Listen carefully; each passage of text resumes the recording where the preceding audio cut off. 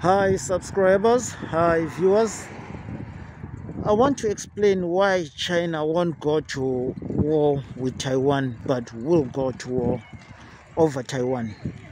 As it all depends on how you say it and how you see it. But for me, I say this and I understand why I'm saying this. I am saying Taiwan is part of China. Whoever claims that Taiwan is not part of China is like claiming that Northern Ireland is not part of the United Kingdom. Okay, let's agree on that one. It's like claiming that Alaska is not part of the United States, right? It's like claiming that the French Guinea is not part of France. Let's all understand that these states or countries do not share any border with so-called these countries, but Taiwan historically has been part of China. And as we have seen, even the United Nations recognized Taiwan as being part of China. It is called a one country, two government system, like how it has happened with Hong Kong. We've seen it happening with Hong Kong. It's still a one party, two government system, and it's some kind of devolution of power. We've got Northern Ireland, which is like an independent state, but it's part of the United Kingdom, the British. And while we've got Equatorial Guinea, still the same issue. I can go on and explain this in so many ways. And now, let's not forget that Taiwan is not a colony. While some of these countries, which are so-called part of the Western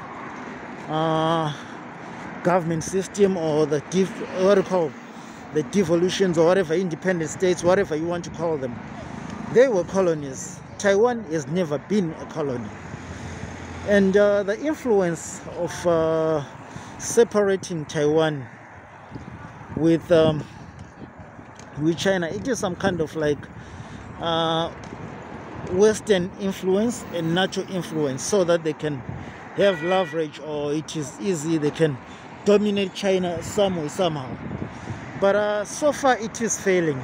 It is failing. If we go through the history of China, you will realize that China was subdivided, conquered by so many countries, and to unify the whole country, it has been difficult for the Communist Party. And while they were successful in doing so, I'll give an example. To unify China, it was a major hurdle than unifying Africa. While Africa is so divided right now, it is not the system. China has come together, unify the whole country, and try to have a unified form of government system. Well, some people will come down and argue that there is a violation of human rights, and there's no democracy, and the government is brutal and things like that. First of all, I want to ask those people who are saying so, have you lived in China? You will see that the majority of people who are saying so, they've not lived in China, right? Have they been to China?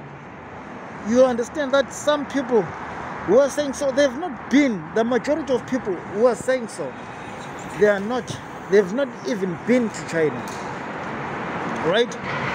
And it's like claiming that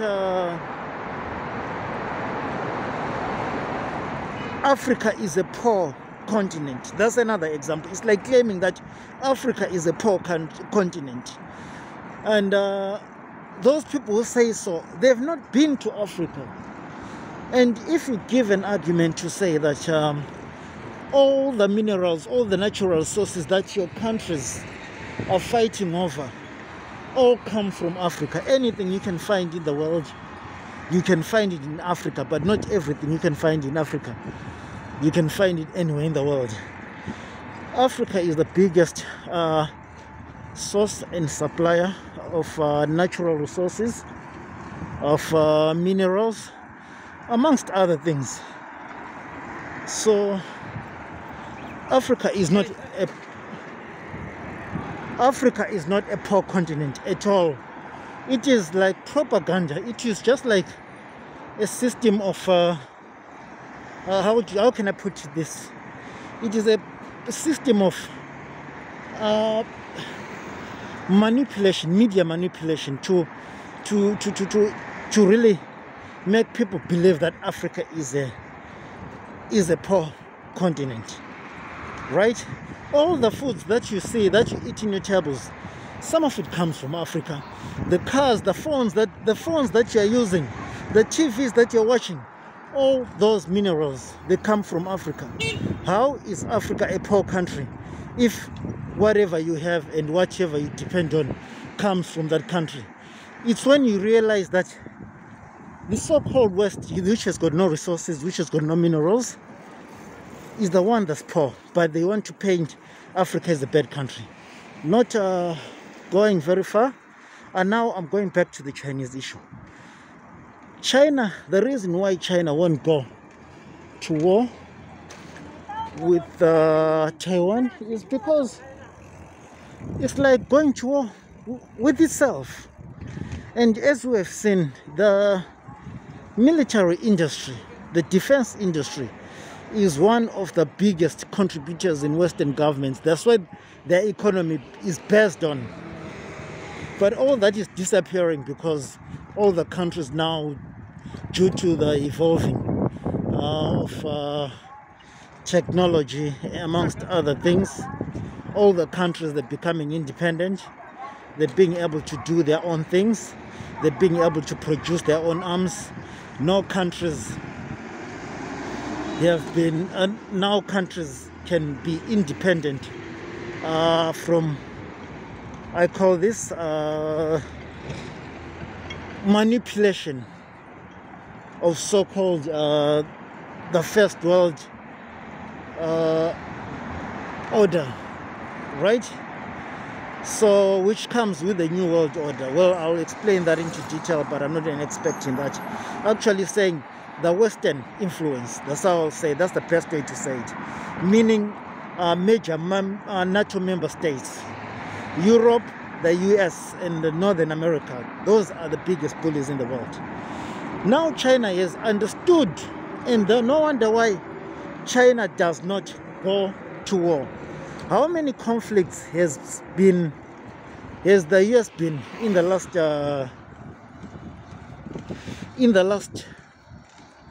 let's say 20 years?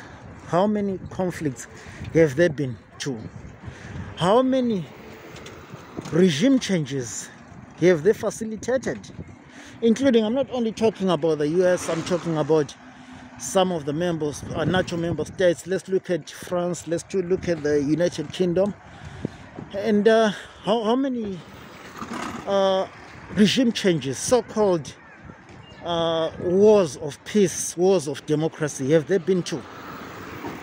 You'll figure out there have been to more wars in the last few years, and more money has been spent on these wars than their national budget for aid and social welfare.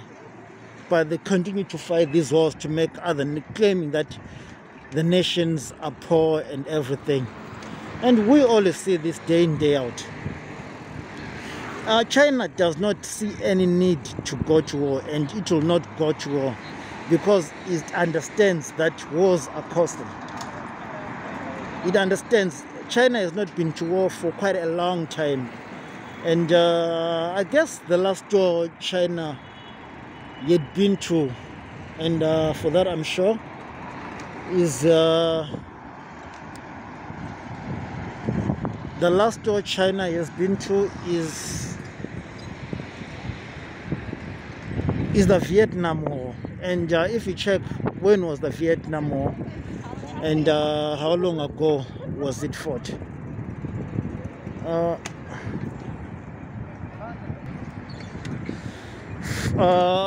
the Vietnam War, France, I'm saying France, China went to war with Vietnam before even France went there, before the US went there. So that was a long war.